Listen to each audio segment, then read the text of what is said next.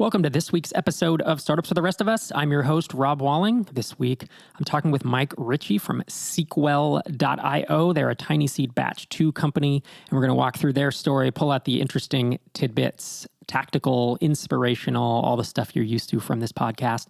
Before we dive in, I want to let you know about MicroConf Remote, which is our virtual summit coming here on September 1st. And new announcement, Jason Fried is going to be answering questions about the process and the journey of building and launching Hey.com, which you've probably heard about, needs no introduction. But the theme behind MicroConf Remote is founder stories and all the keynotes and the advice and the segments that we have going. We have a bunch of creative stuff. I'm super excited about it. But each of them is the story of, that app or that founder's stories of launching and building. And we're going to pull out all the stuff you'd come to expect from this podcast and from MicroConf. It's the inspiration and the tactics and the strategies that can help you continue growing your business.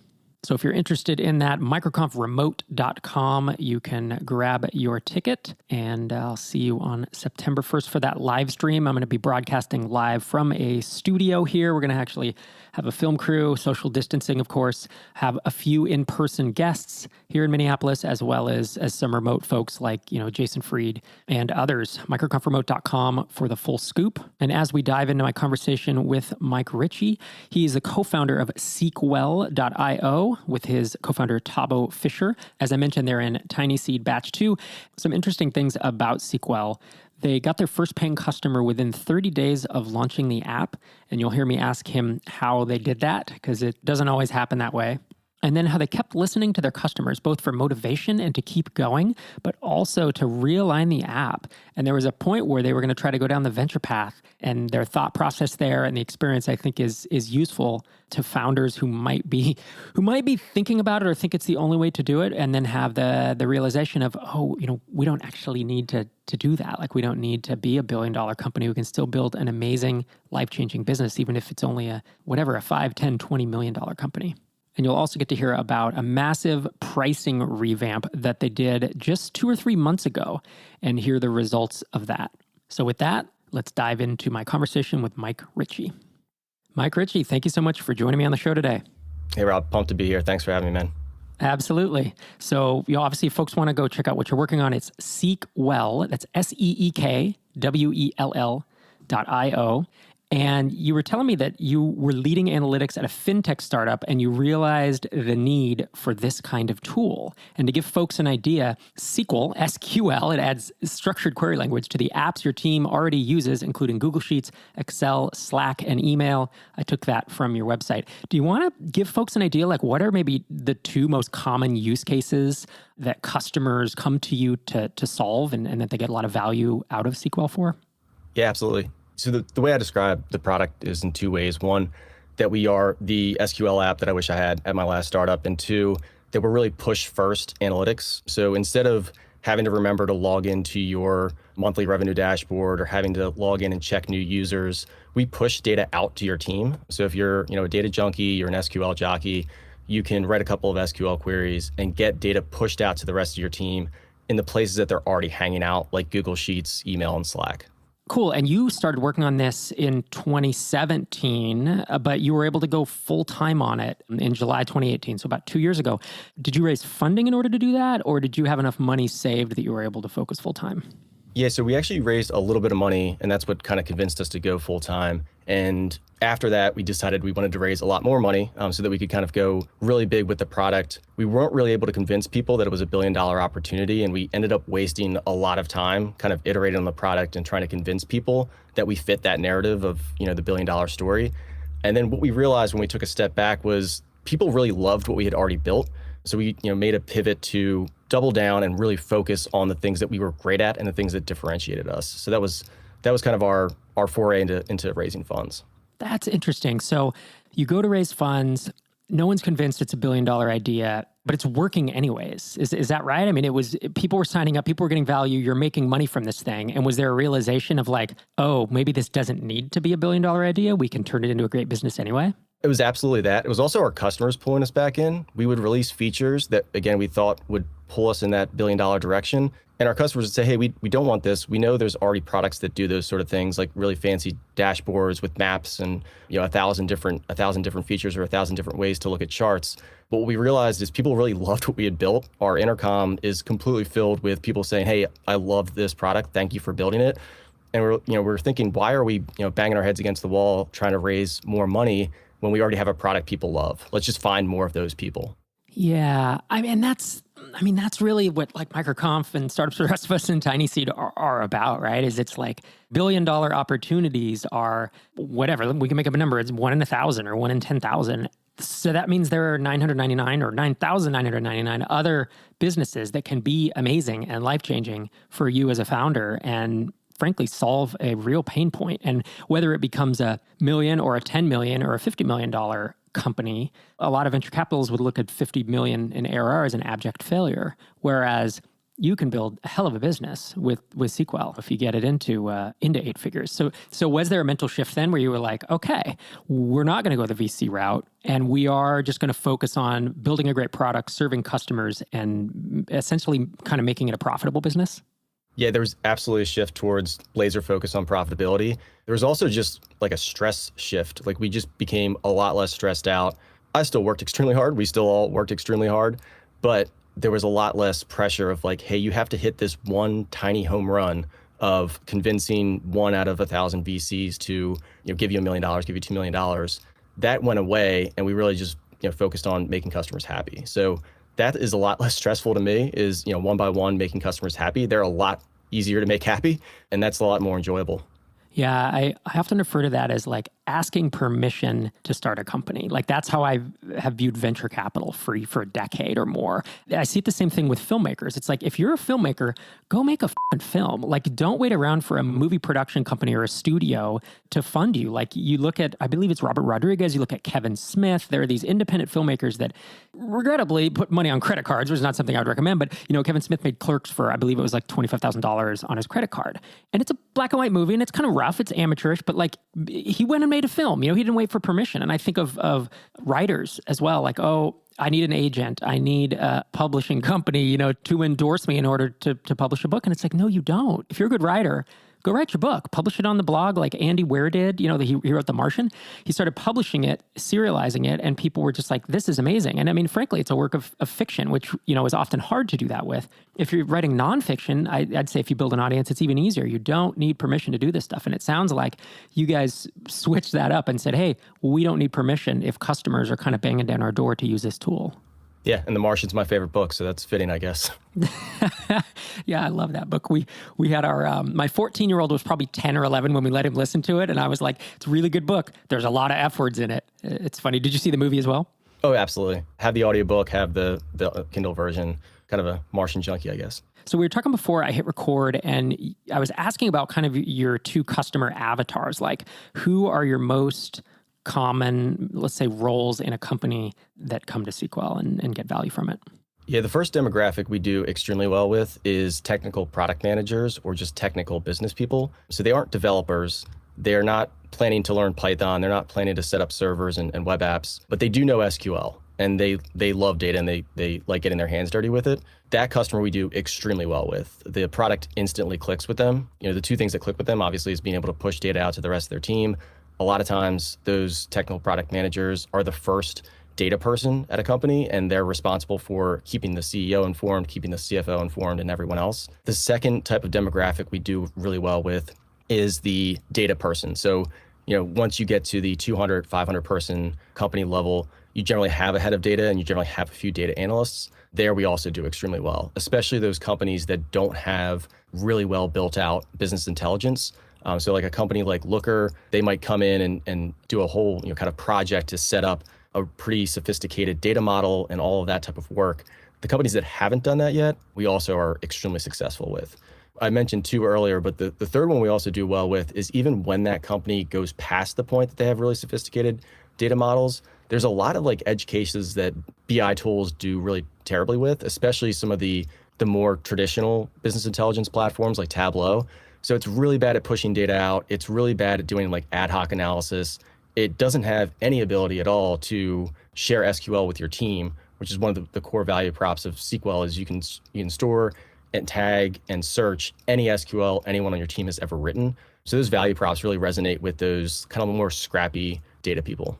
And I'd like to, I'm jumping around the timeline a bit, but I'd like you to take me back when you first launched, because you told me that you had your first paying customer within 30 days of launching, which is unusual, I will say. So I think the first question I have is, like, you knew that you needed this tool at your previous job. Did you do any validation? Did you have conversations? Did you have a launch list? Did you have customers who said, yes, I want that? Or did you just go build it and launch it? Yeah, so I think we did what was the best validation you can do is solve a problem that you have yourself. So I knew exactly what the solution needed to be. We built versions of it at my last company, but when we really productized it and built it into an application, I already knew every single step that we needed to go through to build the product. And I also knew exactly who the target user was and where they might find us. So we launched on the G Suite marketplace, again, sometime in late 2017. And from the time that I started, kind of pulled open Google Apps Script, which is what the original version of the product was written in, to the time we had our first paying customer was about 30 days. Yeah, that's crazy. So there is a danger with just building for yourself, because you can have a problem that is either so unique or that is maybe you can't find any other customers even though other people might need it. Did any of that enter your mind, or was it, hey, I have this itch that needs scratching, I'm going to build it, and I'm just going to expect that there are other people that I will find? Yeah, it definitely entered my mind. It also entered everyone we talked to's mind when they were convinced it wasn't, a $1 billion company, because they just felt that it was like too small of a niche. And I knew there were a lot of people and a lot of companies that were exactly like us out there. I did not know whether they would be interested in using a product like this, especially paying an amount that would make this, a profitable and, great outcome for me and my co-founder. So we did not know that going in. And the validation was really like, hey, let's throw this together, put it out there and see what the response is. And the response was absolutely enough to keep us going. And do you think the G Suite launch is still a viable approach today? I mean, it was almost 3 years ago, or because a lot of these things, they change and it gets too crowded and it becomes less viable over time. What's your take on the G Suite marketplace? Yeah, I was actually it's funny you say that. I was poking around in the Forms marketplace, so, Google Forms, and there has been an explosion there. There are multiple applications that have millions of users. I think part of it is education. So a lot of, high schools and colleges and even like middle schools use Google Sheets and Google Forms. And it seemed like a lot of the products were tailored towards solving the problems that teachers and administrators at schools might have. But I think it's absolutely still viable to build a business. We've had several kind of copycats come on and launch similar products. I think we've been able to comfortably stay ahead of them. There are a lot of gotchas when you're building something specifically in G Suite, and especially if you try to depend on Google's architecture that, sort of the out-of-the-box functionality of G Suite. So the language is Google Apps Script, and they let you pretty much build an entire application for free, within the product, and it will run on its own. But the infrastructure has severe, scalability and other limitations. So there's a lot of kind of gotchas in building one of those products. And we've, again, been at this for a while and have found a way around all those issues. And you guys have been growing pretty well. Obviously as a tiny seed company, I see your metrics. You guys have been growing pretty well over the past year or more. Are there a couple lead sources or traffic sources, or what's working for you? Is it cold email? There's just so many ways to get new customers into B2B SaaS these days. I'm curious what's working for you guys. Yeah, it's a little bit of everything. We have not tried cold email. That's on our to-do list. And for anyone that hasn't read it, the book Traction by DuckDuckGo's founder is incredible. Like, that's sort of the methodology that we're following is going through finding channels and running tests. So that's cold email is a test we haven't run yet. But honestly, most of the traffic to date has just come from either content, so blog posts that we've put out there, or just answers that we've posted on places like Stack Overflow and Quora. So it's really just trying to be helpful on the internet and seeing who responds to that. Yeah. So overarching it sounds like kind of content marketing, but really you focused some specific things on answering questions. Absolutely. So at the end of 2019, which would have been around the time that you applied for TinySeed, because I believe our application window was the month of November of 2019, but you mentioned to me that you really doubled down on what customers love about SQL, and you completely rewrote your code base, which is, it's a big risk to do that. You want to walk me through like what happened, how you made that decision to do it, and did it go well? Was it worth it? It kind of goes back to what we talked about before is, we were adding features that our customer base, which was growing and happy, didn't necessarily love. Like they weren't things that they really wanted. And we were adding those features to try to expand that base. We thought, hey, we might be too niche. But what we realized is that adding those features was making the application bloated, it was slowing things down, and we weren't getting those customers that we were going after with those new features. So in 2019, we basically just doubled down on, at the end of 2019, we doubled down on what customers really loved about the application, just made it blazing fast for the things that they really cared about, and made the app more stable, better performant, and really, again, just focused on the features that they loved. Why did you have to rewrite your code base? That's something that I tend to discourage people unless something is really a nightmare, because it often takes 5 times longer than you think and it doesn't solve as many problems as you think. But there, of course, are exceptions to this. So I'm curious why you decided to do it, and whether you thought in the end that it was a worthwhile decision. Yeah, so I'll answer that last question first. It was absolutely worth it. I learned a lot on the job. I did not go to school for computer science. So the first iteration of the application was a lot of Googling, a lot of kind of pasting things together, pasting things from Stack Overflow, and just trying to figure out as we went along how to build a web application. So I learned a ton during that process and realized that there were some major flaws in the way that the application was designed that were ground level or kind of base flaws. So we actually were able to launch that new version of the app extremely quickly because of everything that we had learned. And we also finally implemented a front-end framework that basically tripled, quadrupled the amount of time that we were able to launch new features in. Didn't triple or quadruple it, but you're saying it dropped it dramatically, like cut it in half or more to launch features. Yeah. Absolutely, yeah. So, around that time, again, late 2019, you applied to TinySeed. And I'm curious, you'd already raised a small round, as you mentioned before. You had some traction. I don't know, you guys were rewriting the app. So I think you were kind of doubling down on the bet. What motivated you to apply for TinySeed? What did you think you would get out of it? Yeah, the two biggest things were, one, we were really looking for a community. So at the time, it was just me and my co-founder. Things kind of get lonely as a founder, and there's not a ton of great communities that are active. And since we were going in this direction of building a profitable company that we wanted to really focus on profit, TinySeed kind of popped on our radar, and it felt like a great program to at least apply to. And then after talking to Einar, yourself, and Tracy, it just felt like a great place for us. And also I spoke with a few founders from batch 1, and after that conversation, it was already pretty obvious that if you were to accept us, that we'd want to go in. Cool. And you said 2 things. You said you wanted community. What was the other? Oh, so the cash obviously doesn't hurt. When I say that we raised a small round, it was a very, very small round. So, we were digging into savings a bit to kind of keep the company running. So obviously the financial stress was a distraction that we didn't want. So that bit of capital definitely helped, alleviate that stress. And then with our trajectory, we felt pretty good that we wouldn't need to dig into the cash too heavily, but it was just a good buffer and a good way for us to, put some stress at ease. Yeah, that makes sense. Folks listening may not know, but in the first month or 2 of the TinySeed program, we go through the TinySeed playbook, right? Where we've distilled a decade or more of SaaS knowledge. And we start by looking really hard at funnels and different types of marketing funnels, high touch and low touch, and dual funnels, as I call them, that have a bit of both. And then we really dig into pricing, and we pound pricing into the ground pretty hard and bust everybody's chops like, hey, most SaaS apps are not priced correctly if you haven't really, dug into it. Then we talk about sales and lead generation and hiring. So we spend 5-6 weeks going through pretty directive. We try to make it 101, but we also have pretty strong recommendations.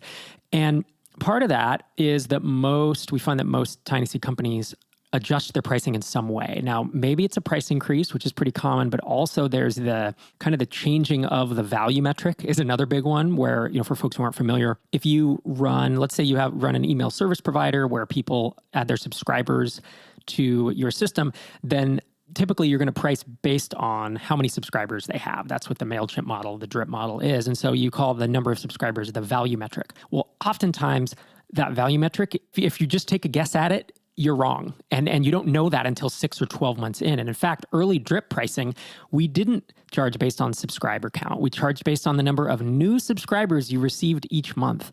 And that was a terrible way to go. People didn't really understand it. We didn't have expansion revenue. It was a mess. And so I had taken a guess. I was trying to zig when others zagged, and it didn't turn out correctly. And within, I'd say 6 or 8 months of launching, we switched the value metric from number of new subscribers to total subscriber count. And that turned out, that's what made Drip a great business, right? Is the expansion revenue. So all that said, there are a bunch of ways to tweak pricing. There are a bunch of ways to really start to grow the business. And I know that you guys adjusted your pricing, value metric, you raised pricing. That was a pretty involved process. You want to talk us through your thought process there and kind of the mental state of what that felt like to do something that can really accelerate growth, or it can kind of break your business?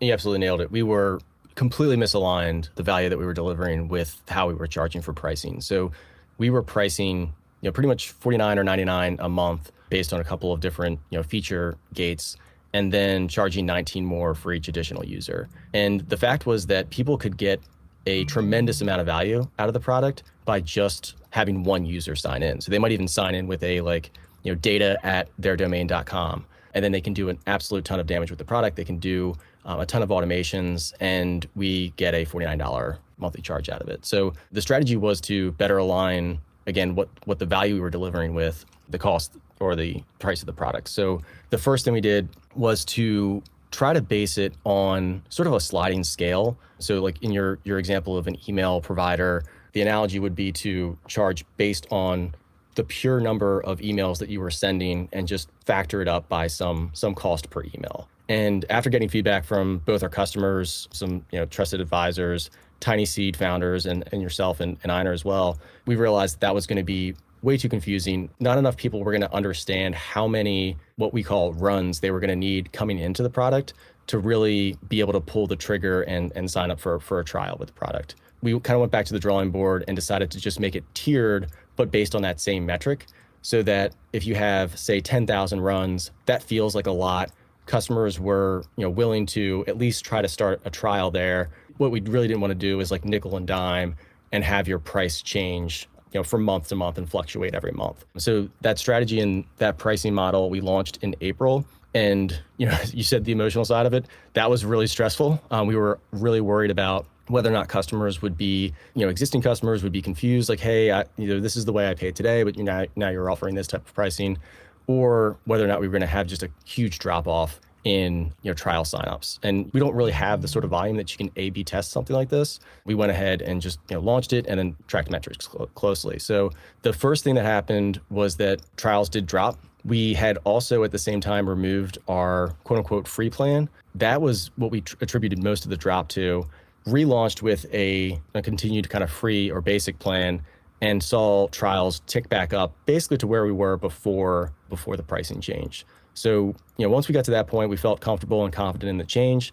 And then 2 to 3 weeks later, when those trials started to convert, we felt great because we started seeing customers that would have been paying, $49 a month were now in the $150 or higher plan, and they were all happy. They understood the pricing. They all got unlimited users, which I think used to cause some angst. Is that, should I go around the system, create this like data@mydomain.com to try to skirt the per user pricing? And now that people have unlimited users, they sign up their entire team. So 12, 15. We have one company that has over 300 users now. And that never would have happened before, without the unlimited pricing. So yeah, we're extremely happy with the results. I think we definitely have some work to do, but it honestly probably couldn't have gone any better. Yeah, that's great to hear. And I mean, it is always stressful, to add or remove credit card up front, to launch a freemium plan, to launch a lower price plan, to remove your low price plan, to increase prices, to change your value metric, any of these things. It's terrifying as a founder because you know your numbers and you know how many people should be converting at this rate, and suddenly everything goes sideways and you really can damage your business, or you can cut your business in half, or you can double it or triple it overnight. And obviously the goal is to get to the point where you are doubling or tripling that with the same amount of effort. And that's the thing. I mean, I've been beating this drum like the number one, the biggest lever in SaaS or really in any business is your pricing, right? Because instead of having to build new features, instead of having to find more customers, instead of having to, add more things, or get them to invite more users or whatever, you just change a number. You change a number on a screen and in your Stripe account. And obviously there's more to it than that. I'm exaggerating a little bit, but realistically, it's the least amount of effort if you can optimize that price to accelerate growth. The other thing I want to touch on is, you mentioned before you doing per user pricing or per seat pricing, as I would typically talk about it. And for folks listening, like the rule of thumb is if two people log into your app from the same team and they see different things,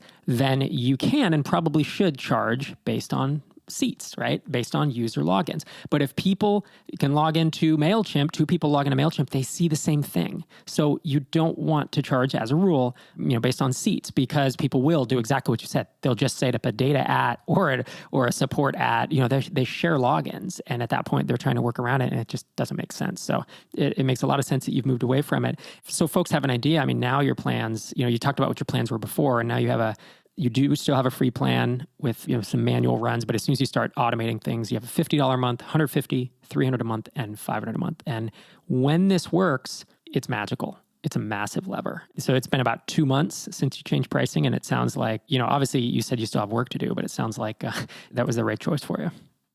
Absolutely. And I think, honestly, the only work is that 500 plan, tapping it out or capping it there, I think is where we might need to go next. Is we don't really have that like enterprise call us type tier, and that's probably where we need to add. As we start to wrap up, I had this thought, like back before we sold Drip, there were certain things that we were trying to automate on a recurring basis. And I remember always having to go to Derek, my co-founder, to say, all right, I need our customer support person to have a button in our admin console that allows them to downgrade someone from this plan to that plan, or allows them to add, there were different add-ons someone could do, right? I'm going to pay $30 a month and I get the Salesforce integration, or just little things like that. And all it was a SQL query, right? In essence, he would go into the Rails console, and before we had a button, he would have to type it in. Then that would get translated into a SQL query that would run against the Postgres database. Is that the kind of thing that you could plug into SQL where, hey, I'm going to write this SQL statement once, and then I could just come in and click it like a button. Like I could have my support person or a customer success person come and click it once. This is a long question, but the second part of the question is, there were also things that we wanted to run on like a daily or a weekly basis to notify our customer success person to be like, hey, we think that this big account might churn, or here's a list of accounts that are suddenly inactive and are not logging in, but pay us more than $300 or $400 a month. And those are kind of use cases that, let's say, a SaaS founder or a small SaaS team could integrate or could use. Yeah, absolutely. And I can give a concrete example of how we use it internally. We have a quote unquote like DevOps dashboard that just has, like you said, buttons. So there's forms, buttons, and then we even have a way to just edit an SQL table or the results of an SQL query as if it was a spreadsheet. So we have this one dashboard that just has those items on it. And instead of a dashboard with a bunch of charts, it's a dashboard with a bunch of actions that you can take. So for example, if we need to, on the fly, extend somebody's trial, or on the fly, downgrade somebody for whatever reason, there's a form that you can just insert the information. You can even have it pre-populate with the values, the only values that are allowed to be entered for that field, and then submit the form or update the spreadsheet. So again, it's very much of a spreadsheet fill where you just edit it and submit the edits. So that's sort of our solution or answer to that first problem. And again, that kind of harkens back to the last company I was at. There were tons of operations things that we were constantly emailing our DevOps support for to just, as you said, write an SQL query. And there might have been like hour-long, 2-hour-long turnarounds, whereas that DevOps person can write the query once and then expose it to the rest of their team. So that's kind of the first piece. And then the second piece is really exactly what the initial insight was, around building SQL, which is kind of push first. People want data and information pushed to them versus having to remember to go check it. And then you can obviously schedule and automate that. So, we have alerts for, hey, it looks like the usage for this really important account has dropped dramatically, like dropped off the face of the earth.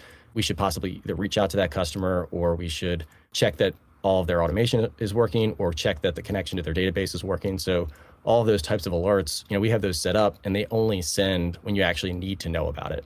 So you can kind of trust that it's there if you need it, but you're not, distracted or bothered if you don't need it. Yeah, I think that makes a lot of sense. I think kind of last question for you is, you've been working on this app now for 3 years in essence, give or take. Has there been a moment where it just felt like a show, like where I'm basically asking for the low point? Over 3 years is a long is a long time to ask, but has it been a time where you've been so discouraged that you didn't want to do it, or you didn't think it was going to work, or maybe when all the servers were down and you thought, oh, we've had a good run? Oh yeah, man. Every other day. Just kidding. So we mid 2019, there were some times like that. And we had, again, a product that wasn't built by an engineer. It was, built by someone that was learning kind of as they went. We had, issues with our server and scaling. We had issues with just financially, running out of cash. So that was probably the dark time in mid 2019. And again, what really saved us was just listening to customers. Like, hey, we love this thing. You have to fix these couple of items, but this is something that we'll continue to pay for and that we love paying for. So that was both the low point, but also was when we kind of came out of the trough. So yeah, that was definitely the hardest point. Yeah, it's so nice to have those voices, right? Because without those customers telling you that, it's kind of hard to keep going. It's hard to convince yourself to keep pushing on something that feels like maybe it's not working, or it's really pushing against you. But if customers are getting that much value out of it and telling you to keep going, I have to imagine that was a big help for you. Yeah, and I had built things before that never got a customer, and that was also you can feel on top of the world before you get your first customer. And we actually joked about this at my last company, is that everything ran smoothly until we had our first customers. It's very easy to completely drop your database schema, make massive changes, have your app down for hours or days. The other side of that, though, is if you don't have customers, you don't know if you're headed in the right direction. And to me now, that's even scarier. If you're building something, get it out there as quickly as you can to get feedback and make sure you're headed in the right direction before you waste a ton of time. Mike Ritchie, thank you so much for joining me on the show, sir. If folks want to check out what you've been working on, it's seekwell.io, and on Twitter, you are at seekwell_io. Thanks for joining me. Thanks, Rob. Thanks again to Mike for coming on the show. I haven't done a listener question call in a while, and I think we're going to have a listener question episode coming up soon. So if you have a question for me or for a guest that I bring on the show, please email questions@startupsfortherestofus.com. The voicemails, if you attach an audio file or send me a Dropbox or Google Drive link, those go to the top of the stack, but definitely running low on text questions as well. And so would love any questions that you have about SaaS, about building, growing, launching, and all the things. Thanks again for joining me this week, and I'll be back in your earbuds next Tuesday morning.